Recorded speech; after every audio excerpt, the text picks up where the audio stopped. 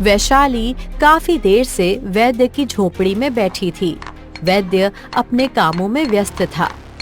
वैद्य जी, मैं कितनी देर से यहाँ पर बैठी हूँ, मेरी सहायता कीजिए। तेरी कोई सहायता नहीं कर सकता वैशाली। कितनी बार कहा है कि दिन में सपने देखना छोड़ दे। वैशाली रोती हुई बोली।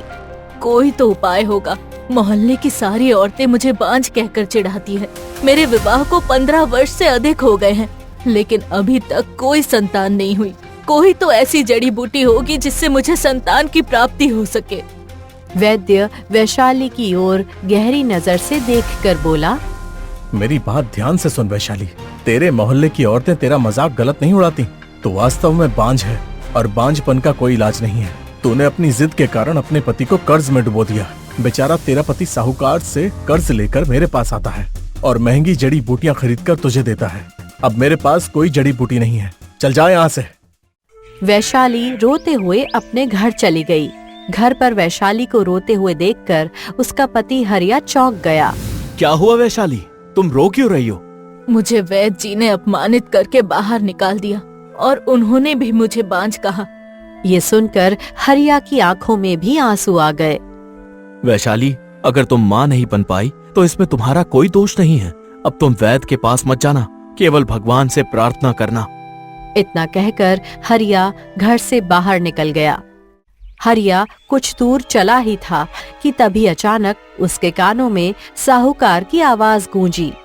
कहाँ जा रहे हो हरिया? मैं तो तुम्हारे पास ही आ रहा था। हरिया जैसे ही पलटा, पीछे साहूकार खड़ा था। हरिया, तुम जानते भी हो कि अब तक तुमने मुझसे कितना कर्ज ले लिया है? हाँ जानता हूँ साहूकार, और आपने मुझे जो समय दिया था उससे पहले ही मैं आपका कर्ज चुका दूंगा। याद रखना, कर्ज समय पर लौटा देना, नहीं तो मुझसे बुरा कोई नहीं होगा। इतना कहकर साहूकार वहां से चला गया और हरिया अपने काम पर चला गया। शाम को हरिया वापस लौट आया। क्या रास्ते में साहूकार ने कर्ज चुकाने के लिए कुछ कहा? हाँ। तो वैद्य जी सही कह रहे थे। मैंने ही अपनी जिद के कारण आपको कर्ज में डाल दिया। अपने आप को दोषी मत समझो वैशाली, इसमें तुम्हारी कोई गलती नहीं है। मुझे तुम्हारे बांझपन का इलाज कराना था और मेरे पास धन नहीं था, इसलिए मैंने साहूकार से कर्ज लिया जो कि मैं चुका दूंगा। इसमें इतना सोचने की कोई जरूरत नहीं है। अपने पति की बात सुनकर वैशाली चुप हो गई। खाना खाकर दोनों पति पत्नी सो गए। रात के समय अचानक वैशाली की दर्द भरी आवाज सुनकर हरिया चौंक कर उठ बैठा। सामने का दृश्य देखकर उसकी आंखें आश्चर्य से फैल गई। वैशाली, तुम्हारा पेट अचानक से बड़ा कैसे हो गया? ऐसा लग रहा है जैसे तुम्हारी कोख में 9 महीने का बच्चा हो। मुझे नहीं पता, मैं तो सो रही थी। अचानक दर्द से मेरी आंखें खुल गई और मैंने देखा कि मेरा पेट बड़ा हो गया है। तुम चिंता मत करो, मैं अभी किसी को बुला कर लाता हूँ। हरिया जैसे ही बाहर निकला, तभी उसके कानों में नवजात कन्या के रोने की आवाज गूंजी। हरिया तुरंत वापस अंदर दौड़ा। अंदर जाकर उसने देखा कि वैशाली ने एक सुंदर नवजात कन्या को जन्म दिया था। ये कैसे संभव हो सकता है? ये तो बड़ा ही विचित्र दृश्य है। वैशाली उस नवजात कन्या को देख रही थी। उसकी आंखों में माँ की ममता साफ झलक रही थी। हो सकता है भगवान ने मेरी प्रार्थना सुन ली हो और मुझे माँ बनाने का अवसर दे दिया हो। तुम बिल्कुल सही कह रही हो। तुम्हारे साथ बड़ी ही विचित्र घटना घटी है, परंतु तुमने एक सुंदर नवजात कन्या को जन्म दिया है। यही सत्य है। आज से ये हमारी बेटी कहलाएगी और हम इसका नाम रूपलता रखेंगे। ये सुनकर वैशाली मुस्कुरा उठी। अगले दिन गांव में जंगल की आग की तरह ये खबर फैल गई कि वैशाली ने कल रात एक सुंदर कन्या को जन्म दिया है। ये बात जब वैद्य के कानों में पहुंची तो वो दौड़ता हुआ वैशाली के घर पर गया, जहां वैशाली अपनी नवजात कन्या रूपलता को लेकर बैठी हुई थी। जो मैं सुन रहा हूँ, क्या वो सत्य है? कल रात तुमने क्या वास्तव में एक कन्या को जन्म दिया है? हाँ वैद्य जी, ये बिल्कुल सत्य है। इतना कहकर हरिया ने रात की सारी घटना वैद्य को विस्तार से बता दी। ये तो हो ही नहीं सकता, और अगर ऐसा हुआ है तो फिर ये मामला बड़ा विचित्र है। मैंने तुम्हारी जांच पड़ताल की थी, तुम एक बांझ थी, तुम कभी किसी संतान को जन्म दे ही नहीं सकती थी।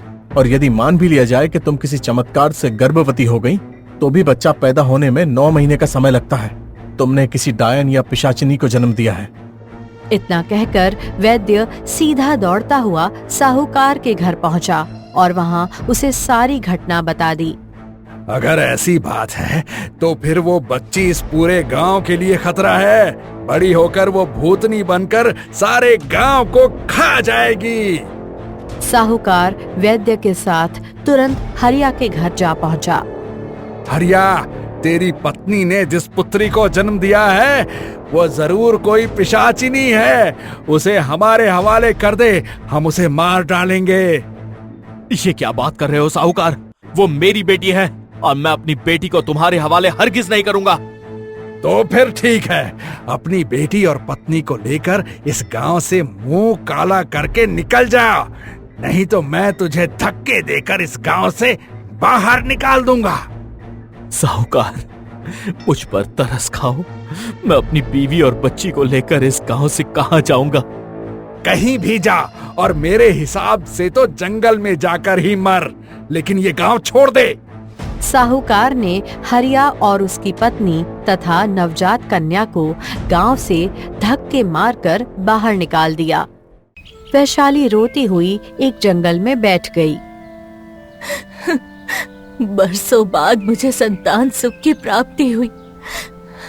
लगता है गांव में किसी को भी हमारी खुशहाली रास नहीं आई। तुम चिंता मत करो, मैं तुम्हारे साथ हूँ। वो सामने जो तालाब दिख रहा है, हम वहीं पर एक झोपड़ी बनाकर रहेंगे। हमें अब उस संसार में जाने की कोई आवश्यकता नहीं जिसने हमें अपमानित किया हो। हरिया ने तालाब के किनारे एक सुंदर झोपड़ी बनाई और अपनी पत्नी वैशाली व पुत्री रूपलता के साथ वहीं रहने लगा।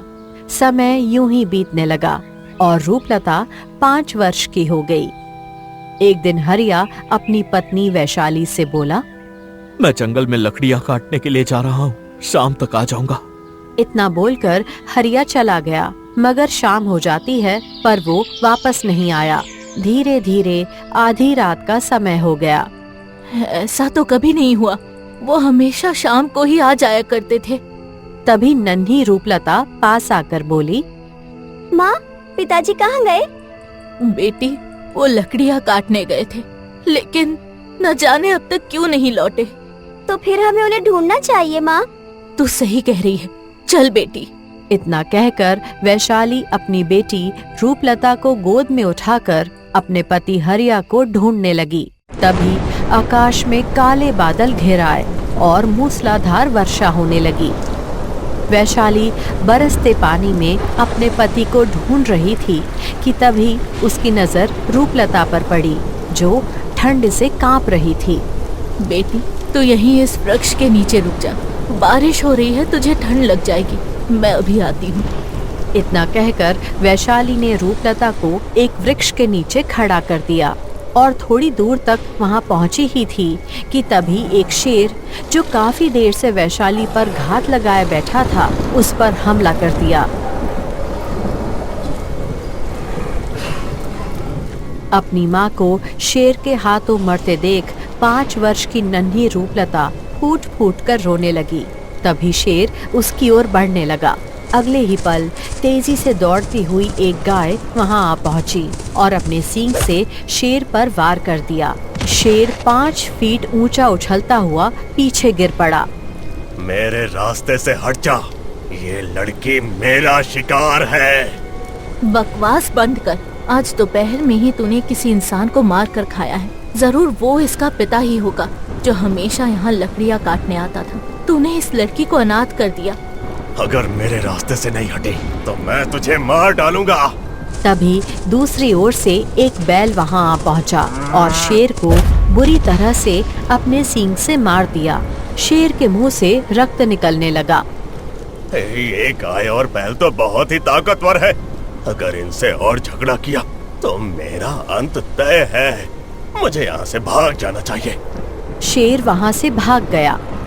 रूपलता फूट फूट कर रोने लगी। तभी वहां पर गाय आई और रूपलता से बोली, रो मत बेटी, सब नियति का खेल है। शायद तुम्हारे माँ और पिता का अंत किसी शेर के हाथों ही लिखा था। नियति को कोई नहीं बदल सकता। जो भी हो, इसकी उम्र बहुत कम है। ये लड़की अब अनाथ हो गई है। ये सुनकर गाय उदास हो गई और रूपलता के पास जाकर बोली, मैं जानती हूँ कि तुम्हारे लिए ये दुख बहुत बड़ा है। इतनी कम उम्र में तुम्हारे माँ और पिता का साया तुम्हारे सिर से उठ गया, परंतु न जाने क्यों तुम्हें देखकर मेरे मन में ममता उमड़ रही है। तुम्हारा क्या नाम है? मेरा नाम रूपलता है। चिंता मत करो रूपलता, अपने आप को अकेला मत समझो।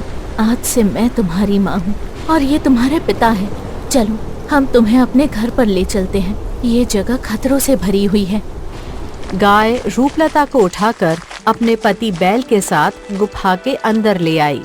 रूपलता फिर से अपनी माँ और पिता को याद करके रोने लगी। तुम्हारा चेहरा बता रहा है कि तुम बहुत भूखी भी हो। गाय अपने पति बैल से बोली, जाओ जंगल से कुछ फल ले आओ। बैल तुरंत गुफा से बाहर निकल गया और कुछ देर बाद अपने मुंह में ताजे फल लेकर लौटा। उसने वो फल रूपलता के सामने रख दिए। बेटी, पहले ये खाकर अपनी भूख शांत कर लो। रूपलता वास्तव में सुबह से भूखी थी और वो तुरंत फलों को खाने लगी। कुछ देर बाद वो सो गई। समय यूं ही बीतता गया। रूपलता, गाय और बैल के बीच परिवार जैसा संबंध बन गया और देखते ही देखते 15 वर्ष बीत गए। रूपलता अब 20 वर्ष की सुंदर युवती बन चुकी थी, जो अपने जंगल के पक्षियों और प्राणियों की भाषा समझने लगी थी। एक दिन रूपलता तालाब के किनारे बैठी हुई थी। तभी वहाँ एक पक्षी उड़ता हुआ आया और बोला, अरे रूपलता, तुम यहाँ बैठी हो? तुम्हें पता है हमारे जंगल में एक मनुष्य भी रहता है। मनुष्य? हमारे जंगल में? हाँ रूपलता, लेकिन वो कोई साधारण मनुष्य नहीं है। वो एक बहुत पहुँचे हुए साधु है। तो फिर मैं साधु महाराज से मिलना चाहती हूँ। क्या तुम मुझे बता सकते हो कि वो कहाँ रहते हैं? यहाँ से कुछ दूर एक सुंदर झरने के पास रहते हैं। वहाँ का दृश्य बहुत ही सुंदर है। तो फिर मैं अपनी माँ से पूछ कर आती हूँ। रूपलता तुरंत गाय के पास गई और बोली, माँ, मेरा मित्र पक्षीराज बता रहा था कि यहाँ से कुछ दूर एक मनुष्य रहता है, जो कि एक बहुत पहुँचे हुए साधु हैं, और वहाँ का दृश्य भी बहुत सुंदर है। मैं हमेशा झरने के पास जाना चाहती थी, लेकिन आप मुझे कहीं जाने ही नहीं देती थी। क्या मैं साधु महाराज से मिल सकती हूँ? बिटिया, तुम्हें हम सिर्फ इस वजह से वहाँ नहीं जाने देते थे क्योंकि यहाँ कुछ बड़े ही खतरनाक जानवर रहते हैं, जैसे वो शेर जिसने तुम्हारे माता पिता को मार डाला था। लेकिन अब तुम बड़ी हो गई हो, अपनी सुरक्षा खुद कर सकती हो, क्योंकि तुमने अपना पूरा जीवन जंगल में बिताया है। अगर कोई और मनुष्य होता तो मैं मना कर देती, लेकिन वो साधु महाराज हैं, तो तुम जाकर उनसे मिल सकती हो। ये सुनकर रूपलता प्रसन्न हो गई और पक्षी के साथ उस स्थान पर चल दी जहाँ साधु महाराज बैठे थे। रूपलता पक्षी से बोली, ये दृश्य कितना सुंदर है। मैंने कहा था ना रूपलता। रूपलता साधु के पास पहुँची। साधु ने अपनी आंखें खोली और मुस्कुराते हुए रूपलता को देखकर बोले, तुम्हारा नाम क्या है कन्या? मेरा नाम रूपलता है। तुम कहाँ रहती हो? मैं जंगल में रहती हूँ, अपनी माँ और पिता के साथ। साधु ने अपनी आंखें बंद कर ली। कुछ देर बाद आंखें खोलकर विचित्र अंदाज में बोले, समय नजदीक है रूपलता, तुम्हारे जंगल के दिन अब समाप्त होने वाले हैं। ये सुनकर रूपलता चौंक गई और उठकर खड़ी हो गई। वो पक्षी के साथ वापस गुफा की ओर लौट गई। गुफा में पहुंचकर रूपलता ने अपनी माँ को साधु के बारे में बताया। तभी वहाँ बैल भी आ गया। उस साधु ने तुमसे ये कहा कि तुम्हारे जंगल के दिन समाप्त होने वाले हैं। इसका मतलब है कि वो कोई खतरनाक साधु है। अब तुम वहाँ मत जाना। जैसी आपकी आज्ञा पिताजी। समय ऐसे ही बीतता गया। उधर प्रतापगढ़ का राजकुमार सूरज गहरी सोच में अपने महल के बागीचे में बैठा हुआ था। तभी वहाँ राज्य का मंत्री आ पहुँचा। राजकुमार, काफी देर से देख रहा हूँ कि आप बगीचे में बैठे हुए गहरी सोच में गुम हैं। क्या सोच रहे हैं आप? मंत्री ने राजकुमार सूरज की ओर देखा तो उसकी आंखों में आंसू थे। अरे राजकुमार, आप तो रो रहे हैं। एक राजकुमार की आंखों में आंसू शोभा नहीं देते। अगर किसी ने देख लिया तो क्या सोचेगा? तुम तो जानते हो मंत्री, जब से माँ और पिताजी लापता हुए हैं तब से इन आंखों में आंसू ही है। ये बात अलग है कि मैं सबके सामने नहीं बल्कि अकेले में इन आंखों को बहा लेता हूँ। जब आंसू बह जाते हैं तो मन का बोझ हल्का हो जाता है। राजकुमार सूरज, हमने आपकी माँ और पिताजी को कहाँ नहीं तलाशा, पर विश्वास कीजिए उनका कहीं कोई पता नहीं चला। मंत्री जी, जिस समय माँ और पिताजी लापता हुए थे उस समय मैं केवल 5 वर्ष का था। मुझे यही बताया गया कि माँ और पिताजी शिकार खेलने जंगल गए थे, लेकिन फिर कभी लौटकर नहीं आए। मंत्री गहरी सोच में डूब गया। ये बात सत्य है कि तुम उस समय काफी छोटे थे। ये भी सत्य है कि तुम्हारी माँ और पिताजी शिकार खेलने जंगल गए थे और फिर कभी महल वापस आए ही नहीं। परंतु एक सत्य और भी है जो शायद तुम नहीं जानते। ये सुनकर राजकुमार सूरज चौंक गया। क्या सत्य है मंत्री जी, बताइए। तुम्हारे जन्म के बाद महाराज और महारानी बहुत प्रसन्न थे, लेकिन महारानी को एक पुत्री की भी इच्छा थी। वो दिन रात भगवान से यही प्रार्थना करती थी कि उन्हें एक पुत्री भी हो जाए, और ऐसा हुआ भी। महारानी गर्भवती हो गई। राजकुमार सूरज आश्चर्य से सुनता रहा।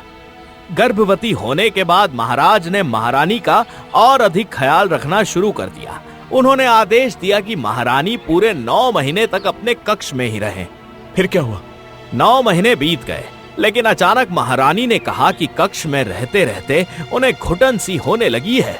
वो कुछ देर के लिए जंगल में टहलने जाना चाहती थीं। महाराज ने इस बारे में राज्य के वैद्य से सलाह ली। वैद्य ने कहा कि महारानी की प्रसव पीड़ा प्रारंभ होने में अभी समय है, इसलिए अगर वो चाहें तो उन्हें जंगल टहलाने के लिए ले जा सकते हैं। महाराज वैसे भी शिकार पर जाने वाले थे, तो वो इसीलिए महारानी को भी साथ ले गए और फिर कभी लौटकर वापस नहीं आए। राजकुमार सूरज के चेहरे पर और अधिक उदासी छा गई। अगर माँ जंगल जाने की जिद न करती तो शायद मेरी एक बहन भी होती। आप तो जानते हैं मुझे एक बहन की कितनी इच्छा है। जब भी किसी बहन को अपने भाई के हाथों पर राखी बांधते देखता हूँ तो मन में बड़ा मलाल आता है कि काश मेरी भी एक बहन होती। इतना बोलते बोलते राजकुमार सूरज की आंखों में आत्मविश्वास आ गया। मंत्री जी, उस समय मैं छोटा था, इसलिए माँ और पिताजी की तलाश में नहीं जा पाया, परंतु अब मैं बड़ा हो गया हूँ। मैं उनकी तलाश में जंगल अवश्य जाऊंगा। मंत्री ने बहुत मना किया, पर राजकुमार नहीं माना। अगले दिन राजकुमार सूरज घने जंगल की ओर रवाना हो गया। जंगल में भटकते भटकते काफी समय बीत गया। उसे प्यास लगने लगी। तभी उसकी नजर एक झरने पर पड़ी। राजकुमार सूरज घोड़े से उतरकर झरने के पास गया और पानी पीने लगा। तभी उसके कानों में एक साधु की आवाज टकराई। कौन हो तुम? राजकुमार ने पलटकर देखा तो पीछे एक साधु खड़ा था। मेरा नाम राजकुमार सूरज है और मैं प्रतापगढ़ का राजकुमार हूँ। तुम्हारे चेहरे पर ये उदासी कैसी है? न जाने क्यों मुझे ऐसा लग रहा है कि आपको मन का दुख बता देना चाहिए। वैसे भी आप साधु महाराज हैं। इतना कहकर राजकुमार सूरज ने सारी घटना साधु को बता दी। साधु रहस्यमयी अंदाज में मुस्कुराया। अगर तुम जंगल तक आ ही गए हो तो समझो नियति तुम्हें खींच लाई है। समय नजदीक है, तुम्हारे दुख समाप्त हो जाएंगे। इतना कहकर साधु वहां से चला गया। राजकुमार सूरज को साधु की बात कुछ समझ में नहीं आई। कुछ देर बाद वो अपने महल की ओर लौटने लगा। रास्ते में अचानक घोड़ा फिसल गया और राजकुमार जमीन पर गिर पड़ा। जैसे ही उसने उठने की कोशिश की तो वो लड़खड़ाते हुए गिर पड़ा। उसके पैर में भयंकर मोच आ गई। ये क्या हो गया? लगता है मेरे पैर में भयंकर मोच आ गई है। अब तो रात होने वाली है। अगर किसी जंगली जानवर ने मुझे देख लिया तो मैं न भाग पाऊंगा और न ही आक्रमण कर पाऊंगा। तभी वहाँ एक सुंदर युवती आ पहुँची। वो रूपलता थी। कौन है आप? इस जंगल में तो कोई मनुष्य नहीं आता। मैं राजकुमार सूरज हूँ। जंगल में घूमने आया था।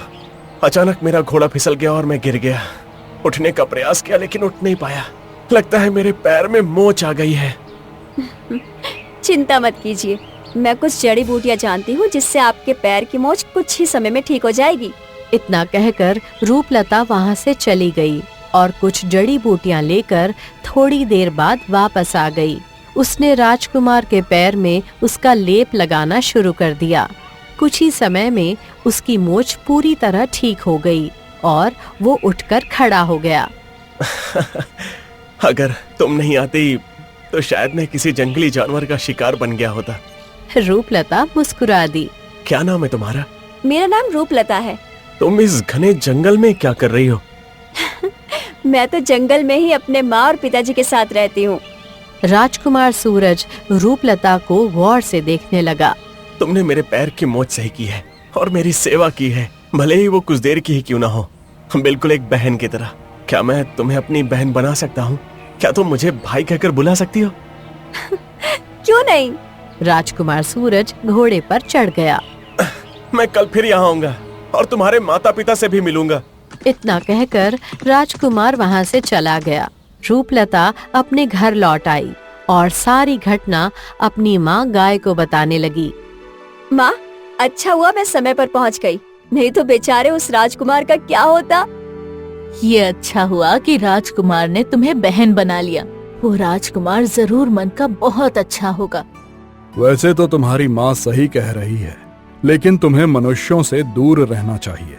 उनके स्वभाव में कब परिवर्तन आ जाए और कब वे क्रोधित हो जाएं, कुछ कहा नहीं जा सकता। ऐसा क्यों कह रहे हैं आप? मत भूलिए कि रूपलता भी एक मनुष्य ही है। हाँ, जानता हूँ, लेकिन उसकी परवरिश जंगल में हुई है, मनुष्यों की बस्ती में नहीं। चिंता क्यों करते हैं पिताजी? मैंने राजकुमार की आंखों में अच्छाई देखी है, वो बुरे मनुष्य नहीं है। बैल चुप हो गया। अगले दिन रूपलता फिर वहाँ चली गई। राजकुमार सूरज पहले से ही वहाँ पहुँच चुका था और रूपलता का इंतजार कर रहा था। अरे भैया, आप तो लगता है समय से पहले ही आ गए। तुम्हें क्या बताऊं रूपलता, तुम मुझे अपने परिवार की तरह लगती हो। जल्दी से मुझे अपने माँ और पिता से मिलवाओ। रूपलता राजकुमार को एक गुफा के अंदर ले गई, जहाँ गाय और बैल बैठे हुए थे। ये मेरी माँ है और ये मेरे पिताजी। राजकुमार चौंक गया। ये तुम क्या कह रही हो रूपलता? तभी गाय मनुष्य की आवाज में बोली, ये सही कह रही है। इसे मैंने और मेरे पति ने पाल पोस कर बड़ा किया है। बरसों पहले इसकी माँ और पिता जंगल में ही रहते थे, जो मनुष्य थे, लेकिन एक शेर ने उन्हें मार डाला और यह अनाथ हो गई। तब से हमने इसे पाला है। ये सुनकर राजकुमार सूरज और भी चौंक गया। ये तो मनुष्य की आवाज में बात कर रहे हैं, ऐसा कैसे हो सकता है? भैया, इसमें चौंकने वाली क्या बात है? मैंने अपना जीवन जंगल में ही बिताया है। मैं पक्षियों और जानवरों की भाषा भी अच्छी तरह समझती हूँ। राजकुमार सूरज ने अपनी तलवार निकाल ली। पक्षियों की भाषा समझना एक बात है, लेकिन जब कोई मनुष्य गाय और बैल को माँ बाप कहे और वो मनुष्य की भाषा में बात करे, तो ये संभव नहीं हो सकता। ये जरूर कोई पिशाच या राक्षस है। इन्हें संसार में रहने का कोई अधिकार नहीं। राजकुमार गाय पर तलवार चलाने ही वाला था। उसी क्षण रंग बिरंगी किरणों के साथ वही साधु प्रकट हो गया, जो राजकुमार सूरज और रूपलता दोनों को पहले ही मिल चुका था। साधु को देखकर रूपलता चौंक गई।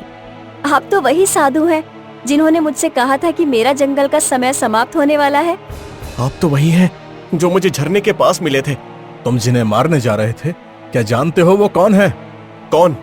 वो कोई और नहीं बल्कि तुम्हारे ही सगे माता पिता हैं, जो वर्षों पहले जंगल में शिकार के लिए आए थे और फिर कभी वापस नहीं लौटे।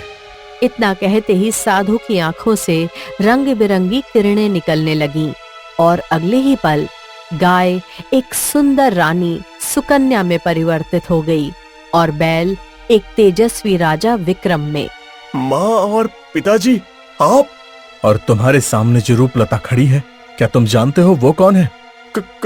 कौन? ये रूपलता तुम्हारी ही सगी बहन है। ये सुनते ही राजकुमार की आंखें भर आईं। अब मेरी बात ध्यान से सुनो। ये सब पुरानी बात है। जब तुम्हारी माँ रानी सुकन्या गर्भवती थी, वो राजा विक्रम के साथ जंगल में शिकार पर आई थी। रानी सुकन्या एक स्थान पर खड़ी थी और राजा विक्रम सावधानी पूर्वक शिकार ढूंढ रहे थे।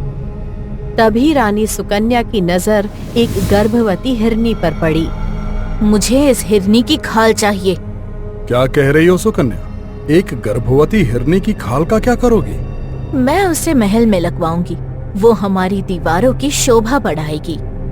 ये सुनते ही राजा विक्रम ने तीर चला दिया। गर्भवती हिरनी तड़पती हुई जमीन पर गिर पड़ी। तभी दूर से एक तपस्वी साधु वहां आ पहुंचा, जो इस दृश्य को देख रहा था। तू स्वयं गर्भवती है, फिर भी एक गर्भवती प्राणी पर क्रूरता दिखाई। तुझे मां बनने का कोई अधिकार नहीं है। तेरी कोख में जो कन्या है वो इसी क्षण गायब हो जाएगी। तेरी पुत्री कहीं और जन्म लेगी, एक ऐसी स्त्री की कोख में जो निर्धन होगी, त्यागी होगी। उसका नाम वैशाली होगा। तुरंत ही रानी सुकन्या का बड़ा पेट गायब हो गया। उनके गर्भ की संतान रूपलता वैशाली की कोख में स्थानांतरित हो गई। रानी सुकन्या साधु के चरणों में गिर पड़ी। मुझे क्षमा करे साधु महाराज, मुझसे बहुत बड़ी भूल हुई है। श्राप तो वापस नहीं होगा, लेकिन पश्चाताप का मार्ग खुला रहेगा। तुम दोनों की याददाश्त चली जाएगी और तुम दोनों इसी समय जानवरों में परिवर्तित हो जाओगे, एक गाय और एक बैल के रूप में। साधु के इतना कहते ही रानी सुकन्या और राजा विक्रम गाय और बैल में परिवर्तित हो गए। साधु गाय बैल की ओर देखकर बोला, मगर तुम मनुष्य की भाषा तो समझ सकोगे और बोल सकोगे, लेकिन तुम्हें याद नहीं रहेगा कि तुम कभी मनुष्य भी थे।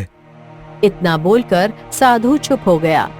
फिर कुछ देर बाद राजकुमार सूरज की ओर देखकर बोला, रूपलता ने मेरे शाप की वजह से अपनी मां की कोख से गायब होकर वैशाली नाम की एक गरीब बांझ स्त्री की कोख से जन्म लिया, और जन्म लेते ही वैशाली और हरिया को समाज ने बहिष्कृत कर दिया।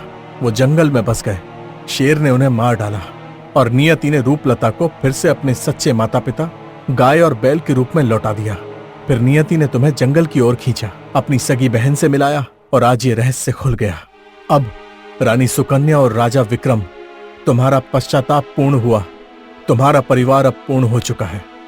इतना कहकर साधु रंग बिरंगी किरणों से गायब हो गया। राजा विक्रम, रानी सुकन्या, राजकुमार सूरज और राजकुमारी रूपलता सभी महल लौट आए।